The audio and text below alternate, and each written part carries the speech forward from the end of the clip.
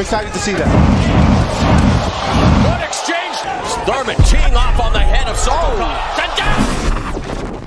There's no denying Keith Thurman is an absolute legend when it comes to the welterweight division. Not only is he a former unified champion, but he has given us some of the greatest fights the division has ever seen. Trained by the legendary Benjamin Getty, Thurman has earned himself a reputation as a bit of a fighter instead of a boxer, but this has worked wonders for the Florida native. Thurman currently sits with a record of 32 fights with 30 wins, and 22 of these by way of knockout. It makes a lot of sense that he was promoted to be a super champion in 2017.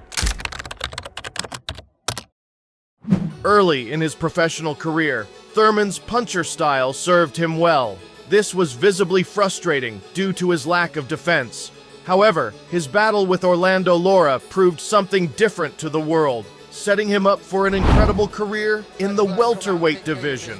Thurman came out dominating round 1, where he shot out of the corner like a rocket. Early on, a near-perfect combination rattled Lara, setting the stage for an onslaught to follow.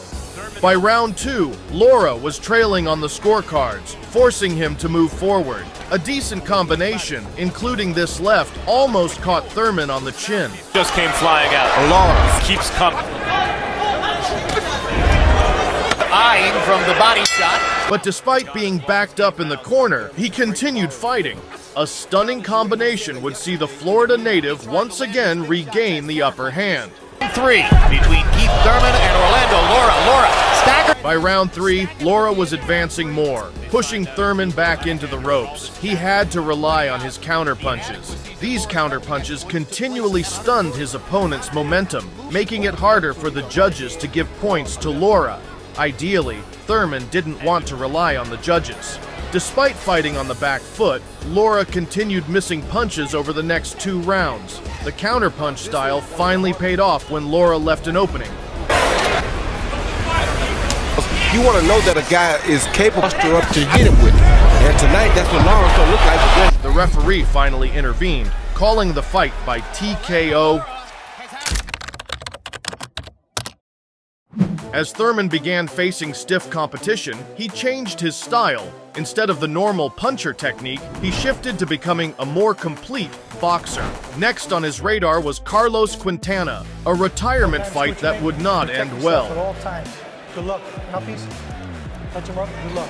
Round 1 proved what many had thought, and Thurman began with his signature style of dominating the first round. He continued moving forward. Despite the combinations barely landing, he pushed through and kept moving forward. Then, this happened just before the bell. Weight division last Saturday night. A veteran fighter trapped and forced an eager young puncher into that. A hook, similar to the one that dropped Lara, connected, sending Quintana to the floor. The Puerto Rican managed to regain his footing, but it was already sealed at this point. Round 2 saw the American continue advancing. In fact, it seemed like he was chasing his opponent all over the ring. 2 straight right hands. By round 3, it seemed like Quintana had no plan, and the end was near. He was continually chased all over the ring, choosing to lock up each time the pressure became too much. This didn't last long, though. Despite choosing to run around in round 4, Quintana was visibly gassed. His hands were dropping, copping an uppercut in the corner. It was followed by this. I mean, his promoter did it no favors with this. They wanted to see how Thurman would handle a larger ring in a situation like this. He's doing good. In the elbow. Oh, there he is. Man. No, this will be the end. Quintana's done after the left hook. Let's see if Thurman remembers. Another left hook sends him into the ropes. By this time, the Puerto Rican had nothing left in the tank. After copping another uppercut, a well-measured right, and the referee intervened, calling the fight. By 2013, Thurman had 19 unbeaten fights and chose to move down to the welterweight division. Despite it being the first time Thurman fought in a scheduled 12-round fight, he was the undeniable favorite heading into the bout. His opponent, the 36-year-old Jan Zavek, would quickly find out exactly what age could do, despite his 32-2 record. No decision. The undefeated WBO contender in the world, Keith. One time. The fight began with a natural feeling out process. However, Zavek was constantly caught flat-footed. Thurman's dancing style and extra energy were on full display from the onset. However, it was mostly characterized by extreme misses from either side. That's what, and that back.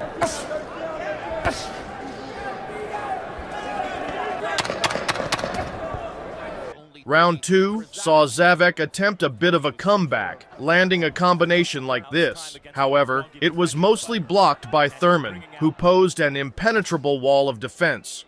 Throughout round 3, both fighters had a couple of near misses, which would ultimately lead to a slower round. Nevertheless, this straight right landed from Thurman, being one of the most notable moments in the round, and it ultimately allowed him to win the round as well.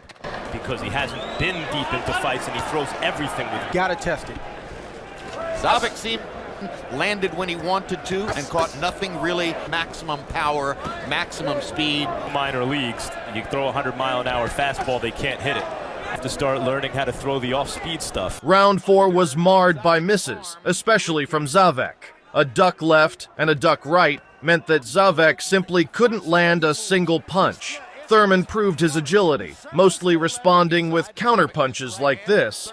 Zavek tried the exact same approach during round 5, but once again, it failed. Thurman managed to turn the tables, landing a quick combination of uppercuts. Despite the connection, Zavek was in prime position to block most of them. Because are forced to make that adjustment, there's no need to talk to us earlier about the footwork. And you see how Thurman, as Andre Ward mentioned, there be a secret wish in the heart of Dan Birmingham for a Talk about the mistakes. Those mistakes are starting to correct themselves because he's forced to make. They had home run written all over it.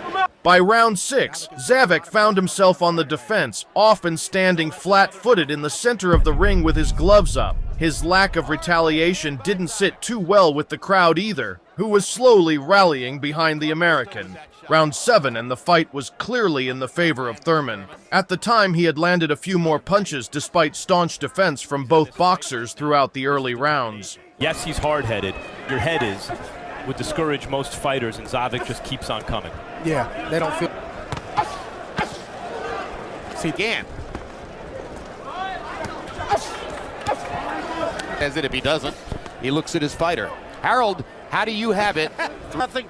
70 to 63. Landing a few combinations like this, and then this would seriously diminish the chances of Zavek launching any form of comeback. By round 8, Zavek launched a bit of a comeback, landing a decent combination. Zavek found that closing the gap would eliminate the reach advantage that Thurman had. Up close, Zavek connected with a basic uppercut, but this only led to Thurman being invigorated. Despite it being round 9, both fighters were still moving quite well. To grow. Uppercut as Thurman changed gear. Thurman needs to keep his eyes wide open and get that left hand up. So this round, we mentioned it's a power puncher's Very hard shots. Jim, I tell you, I'm seeing more and more. No, I'm young. I'm an everlast guy through. To get your guy experience and have been off balance. Zavek did seem a little gassed, and this led to a few wild swings. Perhaps these Hail Marys were an attempt to finish the fight with him losing on the judges' scorecard. Round 10 would mark a significant record, with the American making it past 10 rounds for the first time in his career. He continued dominating the bout, even coming close to a knockdown on his opponent in round 11. The final round saw Zavek launch a rally, but it simply wasn't enough, leading to a total domination for Thurman on the judges' scorecard. Only minor corrections were made. Hyphenation, couldn't instead of could, possessive apostrophes, and adjustments in some word choices for clarity. Later in 2013, Thurman had a decent record and was next in line to challenge for the welterweight title. Being the mandatory challenger, he could have just waited but decided to challenge interim champion Diego Chavez instead. This would be his first true test, with Chavez coming into the fight with incredible momentum. Chavez and Thurman both launched into the fight, exchanging many direct blows. this could be the best one, too.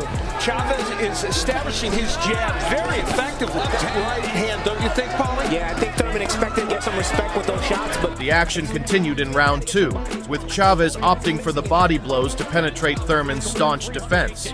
Chavez arguably dominated the first 2 rounds, clearly being the aggressor, which naturally spilled over as momentum into round 3. Not give him a lot of head movement or, Of course, Ben Getty, Thurman's original trainer, and what he's counterpunching there, though, by Thurman. All of a sudden, controlled the first yeah, he has. That's what's surprising. Thurman continued absorbing these frustrating body shots, eventually landing one to the head, but it didn't seem to rattle his opponent. Heading into round 4, the fight was close. It could have gone either way. The next few rounds saw a lot of punches going nowhere from both fighters. flurry. Chavez. I can see Thurman use some combination. Tried in 98 is his. Thurman's feeling those body shots. And Thurman catches him. Wanting to reset.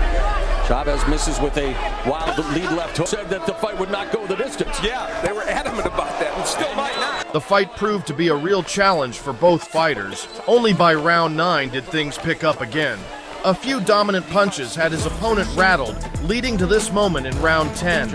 With both fighters completely empty, a combination stretched Thurman to his limit, but he connected.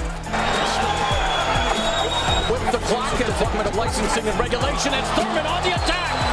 Swarming Chavez along the ropes. The referee would intervene, calling the fight, another knockout to Thurman. But this time it mattered, and the Florida native walked out as a welterweight champion. With Soto Karass coming off an impressive knockout victory over Andre Berto, the next fight was to be a big one. Thurman would make his first title defense against the Mexican, who was in stunning form. A very slow start in the early rounds didn't give a clear indication of who was dominating. Thurman was dancing around his opponent, landing the occasional shot when a firefight erupted in round 2. The two fighters exchanged numerous blows in round 2. Keith Thurman caught us when he does it. Early in the round, the bell rings and sometimes just goes Things like that uppercut, but then, oh my! Both men are excellent body punchers. We saw to attack Soto Karass' body and lands a right hand and so. Yeah, I was going to say, the judges, Javier Alvarez, Don Griffin, have never been a part of. With a similar thing happening in round 3. Unfortunately, the missed shot percentage of both fighters mounted significantly. Soto Karass took some control in round 5. Moving behind his gloves, his staunch defense posed a real threat to Thurman, who would need to find a different plan to take down the Mexican. very good body shots being thrown by. He's shown some lateral movement, but Karass is able. Not going to be as confused with the moves, despite it may cost him rounds. But now it is 280. Go at it at close quarter. Fighting on the defense, Thurman continued retaliating to every flurry, but it would take till the 5th round for this to happen.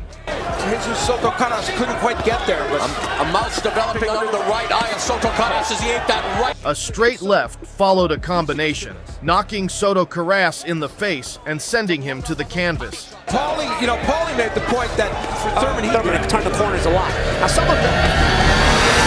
Thurman teeing off on the head of Soto Karass, and down goes! After being rattled in round 5, the Mexican moved to a far more defensive style. Now momentum was firmly in the corner of the American.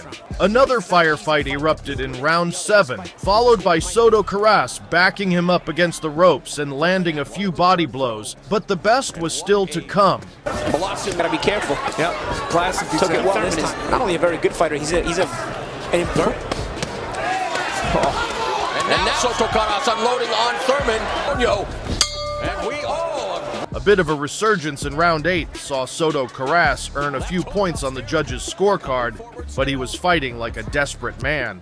Continues to use lateral movement. And let me mention, this is a very big ring at the behest of Adrian Broner's camp. Hand catches that left hand on his arm by Thurman. That crosses and Soto Karass is in the corner. After taking a body blow, Soto Karass completely dropped his guard. A powerful right hand knocked him on the chin, followed by a left uppercut, and Soto Karass was down for the count. The American successfully defended his title. For his next title defense, another Mexican stepped up. This time, it was Julio Diaz. With a wealth of support and a solid record, the fight was highly anticipated. Could he be the first to knock out Thurman? It didn't take long for these questions to be answered. Despite a slow and methodical round one, which Thurman narrowly won, the second round would be the real test. After a firefight erupted in round two, Thurman was slowly taking control of the bout. A minute of the first. Diaz. The right hand clips Diaz. And Thurman's Angle, so I'm excited to see that. A powerful left uppercut followed by a left hook struck Diaz, who immediately adopted a defensive stance. Then this happened. You gotta be a solid round for Keith Thurman to the head. What makes him dangerous? You know, how could you train for a guy like this? Round three was an absolute punching fest. Both fighters rallied, pushing each other into the ropes. Thurman continued unloading in round three, setting up a possible finish in round four. He's gone after knockouts. He's not a huge knockout puncher. He's Best of these warriors, Keith. Show up. Julio Diaz is game. I don't know what it is about. He came back to stop him. Thurman ultimately didn't need to do anything. To the despair of the crowd, raining out in boos, Diaz wouldn't come out for round four. Next up for Thurman was Leonardo Bundu. The Sierra Leone-born Italian had held the European welterweight title for the better part of 2 years heading into the fight, and it would turn out to be one of Thurman's toughest challenges. 46.5 pounds. 146 pounds. 146 for Keith.